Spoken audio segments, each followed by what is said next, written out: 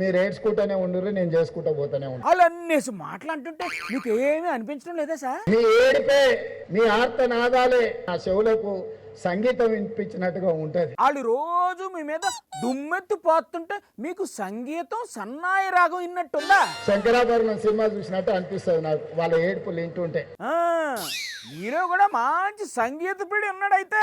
బకాసురుడైనా కుంభకర్ణుడైనా వీళ్ళందరూ కూడా రాక్షసులు. ఎటు ఇప్పుడు రామాయణ స్టోరీ చెప్తారు ఏంటి కొంపతీసి? సరే వాళ్ళు రాక్షసులే అయితే ఇప్పుడు ఏంటి? వాళ్ళందరికి కులగురువు శుక్రాచార్యుడు. ఆ, ఆయనకి ఇద్దరు శిష్యులు, ఎవరు ఆ ఇద్దరు శిష్యులు? మారీచుడు సుబాహుడు అని ఇద్దరు శిష్యులు ఉంటారు. శుక్రాచార్యుల వారు ఏం చేసేవాడు?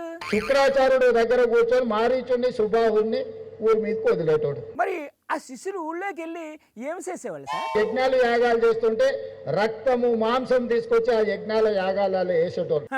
పానకంలో పుడకలాగా ఇంత సీరియస్ సిచ్యువేషన్ లో ఈ రామాయణ స్టోరీ ఎందుకు చెప్తున్నారు సార్? ఇప్పుడు రాష్ట్రంలో కూడా అట్లనే నడుస్తున్నాయి. అసలు రామాయణానికి రాష్ట్రంలో పరిస్థితికి ఏంటండి సంబంధం? శుక్రాచార్యుడు ఫామ్ హౌస్ లో ఉంటుండు, మారీచుడు సుబాహుడు మన చుట్టూతో తిరుగుతున్నారు. ఆ, ఇలాంటి కథలు మాత్రం బాగానే చెప్తారు, ఇచ్చిన హామీలు మాత్రం అమలు చెయ్యరు అని అంటున్నారు ఆ బీఆర్ఎస్ వాళ్ళు.